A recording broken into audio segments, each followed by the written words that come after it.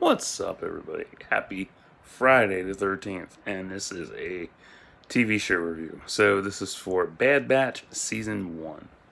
So, I finished it this morning. I really enjoyed it. It was great shit. So, it's 13:18 p.m. So, I'll be going over spoilers and shit, so if that bugs the fuck out of you, don't watch. So, I finished Season 1 of Bad Batch, and it's a solid layout for how the galaxy is rapidly changing around them. Definitely is. Oh, that's better. I love the crew, how they rely on Sid for funding, the way they rely on each other. Rely on each other shows true brotherhood. And I do like Omega, but I enjoy Crosshair and Hunter too. Yeah. They're great characters and how they come out and they're introduced and whatnot. I really enjoy them. They're fun and they're unique. They're not like um, the others that have been showcased in Clone Wars and whatnot. It's a unique crew. They're like they're just like they're like the other clones but way different, and they have that same intense. They're almost as intense as Delta Squad, but not as intense. Come here. There we go. Tech and Wrecker are great, but 6 of them combined provide unique POVs into a situation. Yeah. You have Tech with his tactical setup, or tactical mindset. Hunter with his instinctual outlook. Wrecker with his balls to the wall attack setup. Crosshair with planning. Echo with intelligence. And Omega with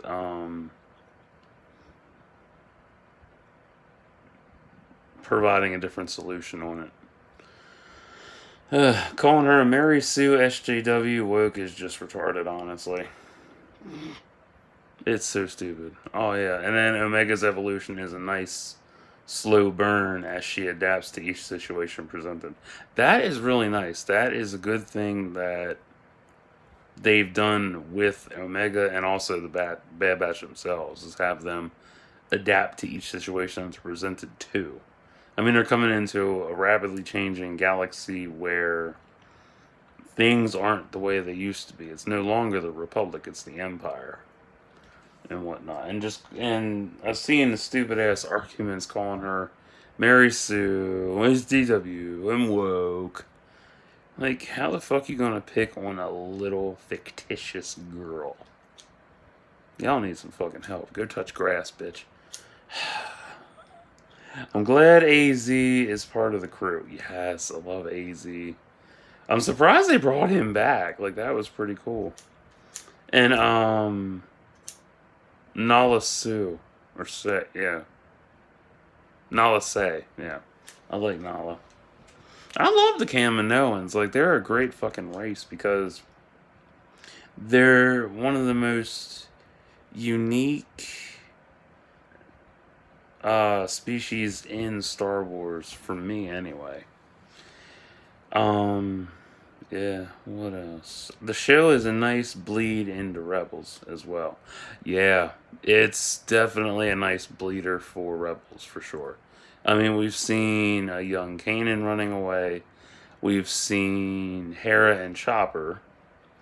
It wouldn't surprise me. It might surprise me, and it wouldn't surprise me if they were to introduce Zeb, maybe Ezra,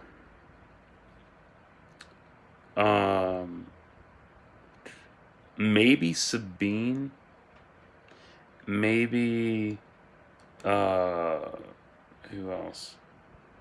Callus, but I don't know. No, that's really, you never know.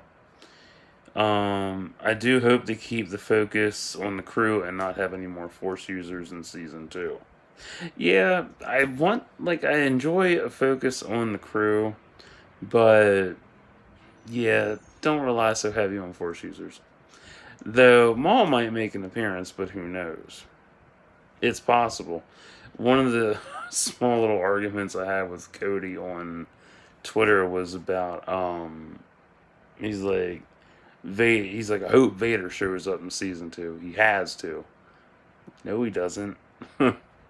Like it would. I even told him like it wouldn't serve any purpose. It would just be shit fan service, honestly. Like in thinking about it, Maul would make a better candidate to be in season 2, given he's still around. He's still in control of Crimson Dawn, and we saw the Pike Syndicate and all that. So yeah, it would make more sense for Maul to show up versus Vader, because nobody fucking. I don't care about fucking Vader. Not everybody gives a shit about Vader. It's funny. People are like, oh, he's best. Whatever. I don't really have any wishes or demands for next season. Honestly, I'm just anxious to see how it ends. Though, even though I know they become Task Force 99 in the comics. Yeah, that I found out. God, last decade. I think it was. Trying to think. Early last decade. Probably 2011, 2012. I found that out. I was like, oh, okay. Because I put two and two together. Like, they introduced Task Force 99. I'm like, okay, cool. I never read the comic, though. I don't know what the fuck happens. But now I know where they started, so it's fun seeing that story come together. Did the season lay good groundwork? Yeah. Could there have been more? Yeah. More as in, I guess, characters, maybe? Or so, or something like that. I don't know.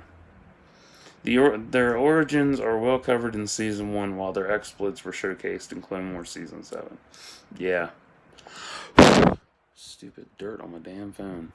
Faggot. Ugh. Yeah, they should have. I mean, I'm glad they introduced them in season 7. That was cool. But I think they could have done a little more with them. But I don't know, maybe to see this show be longer and give a little more depth to them, which would be nice. That'd be a great deal, but I don't know. Let's see here. I love the Havoc Marauder and its design, hoping for a cross section on it. Oh, yeah. I hope we get a visual guide and an art book. That'd be nice. I would enjoy that greatly, but you never know. But given the current state of Star Wars and in books and shit, there'll be a visual guide, but it'll probably have like 1 to 5 cross sections, because they've done away with the separate Incredible Cross Sections books after Last Jedi. That was so sad. I miss getting those books. They're so much fun. But now they're scaling down, which is stupid as fuck. Let's see here.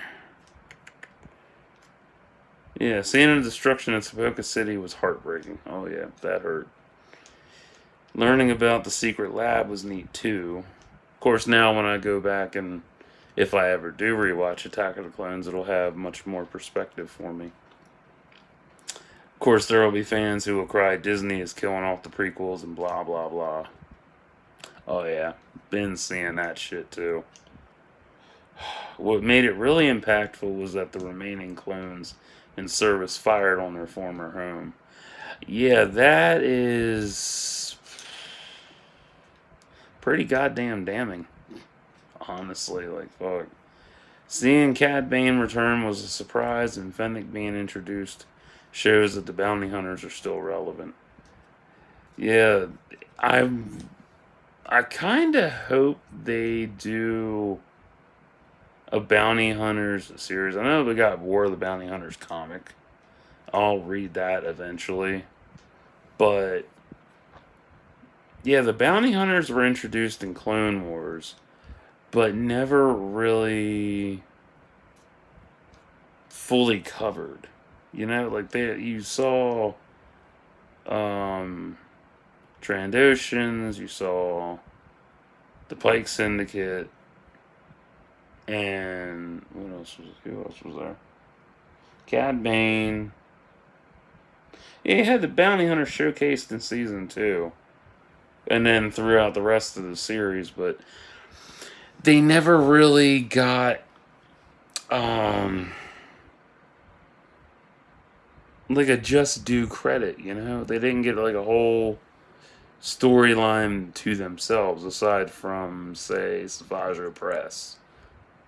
I mean, that's a stretch, but you know what I mean. What else was there? Oh yeah, even the Pike Syndicate as well still operates too. Yeah, seeing Rafa and Trace again made me happy. I like them; they were funny. I personally felt sad seeing the old B1 and Super Battle Droids being scrapped. Yeah, that hurt the most. I love them too. It shows that the Empire is phasing out the excess and staying with what's proficient. Yeah, because you have so much, and then you really look at it from, if you're doing a large scale setup, you don't need the excess, so you get rid of it, you trim the fat, so to say. Where was it? Sure, droids are helpful, but aren't really cost effective in the scheme of things. Yeah, because they're working on having actual human troopers and also uh, alien troopers as well down the road. Where was that? I'm surprised that Crosshair didn't go with them in the end. It's a somber schism between Crosshair and Hunter. Yeah. They're brothers, but their paths aren't aligned anymore. Also true. The world building is on point, animation stellar, casting great, writers phenomenal.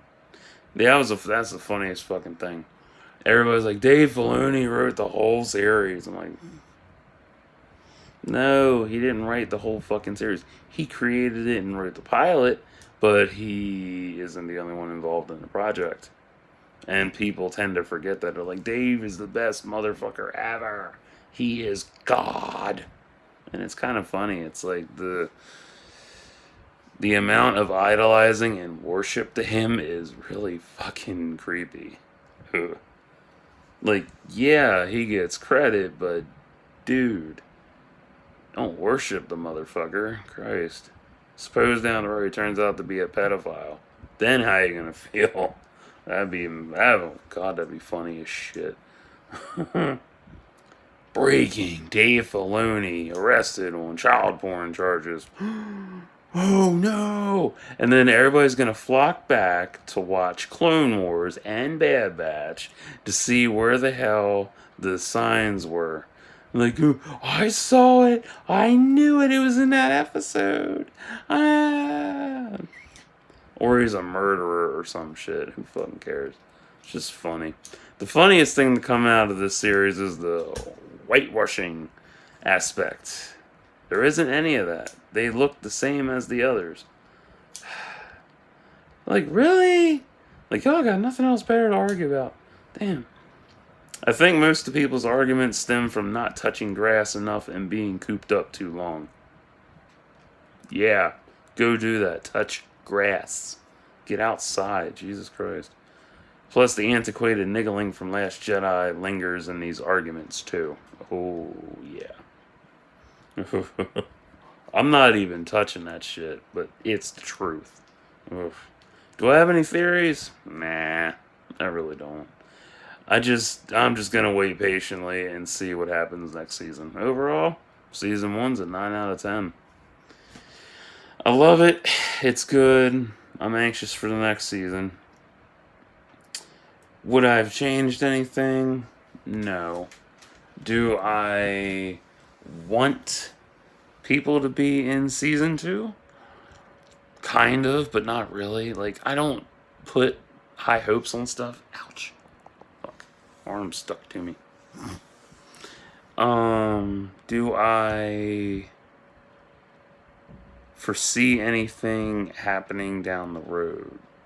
Not really.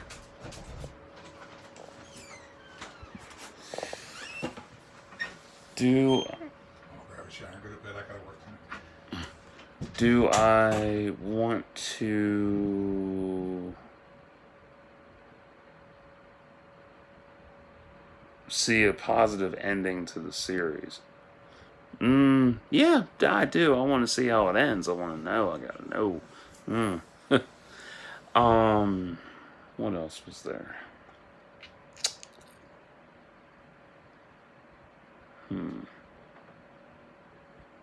I'm kind of surprised they haven't changed their armor around, but I don't know. Maybe they'll keep it the same. Who knows?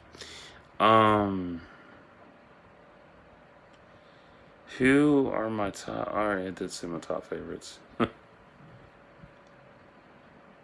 But I definitely like how they gave a little more depth to Camino. Well, to Poker City before destroying it. Because people have gotten it confused, like Camino's destroyed. Like, no, it's Tapoca City that's destroyed. The planet's still there. If the planet, if it had been destroyed and shit, they would have shown that. They don't have enough for, like, 3 Venator class cruisers aren't gonna be enough to destroy the planet. No, you'd need a whole fleet to bombard the whole motherfucker and destroy it. um.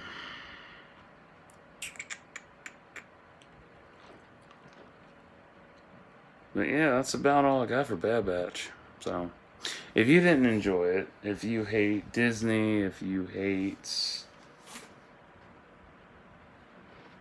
everybody inside, pretty much, if you haven't touched grass, you won't enjoy this at all. But if you do love Disney, if you do love Star Wars, if you like Lucasfilm, if you enjoy everything, if you enjoyed the writers, the cast, the creators, all that, you will enjoy the show immensely. If you aren't into sci-fi war and squads and stuff, I'm the same for you. If you don't like military shows, definitely won't enjoy this. I do love the dynamic of the Bad Batch needing to rely on other people versus themselves to get through shit. That's important because if it was just this thing of they were relying on each other to get through shit, it would be kind of bland. But since they're relying on others, that really shows their vulnerability. Because what they once had, they don't have anymore. And it really shows that stark contrast and shit. So, yeah. Because you can go back and look at Clone Wars and see how everything was going on.